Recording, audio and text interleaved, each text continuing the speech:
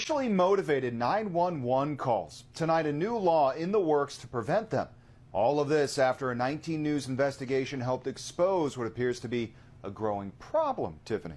Well, we found several cases, local black men minding their own business, getting the cops called on them. Our Kelly Kennedy brought the issue up with lawmakers, and now we have results. A proposed law designed to hold those callers accountable.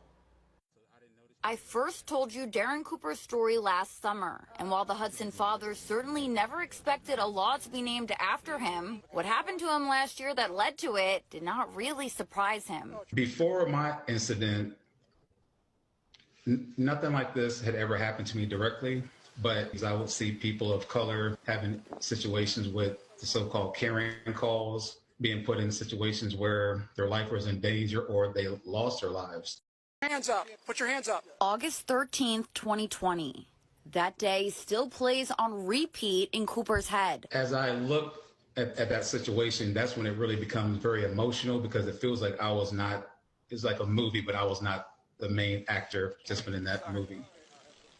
That particular day, I really thought I was going to lose my life. When I'm sitting there minding my own business, again, drinking tea, eating a Danish, talking on the speakerphone with my wife, and hearing the police officers yell out, "Hands up." Cooper was sitting in his car getting ready to go into a work training event when he was suddenly surrounded by police with their weapons drawn. Cooper believes he was the victim of a racially motivated 911 call. There is a person sitting adjacent to me in a black Mustang. It looks as he has a pistol. He was holding it up. He is moving around in his seat around.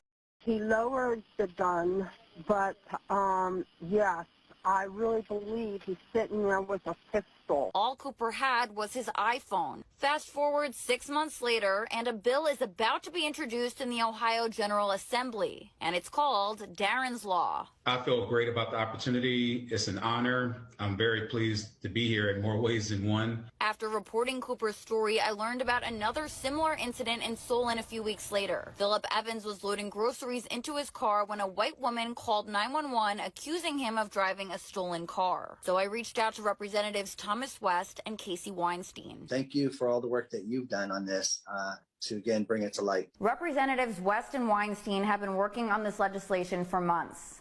Coming up later tonight, I'll tell you more about the specifics of this proposed law and how exactly it will help victims of racially motivated 911 calls.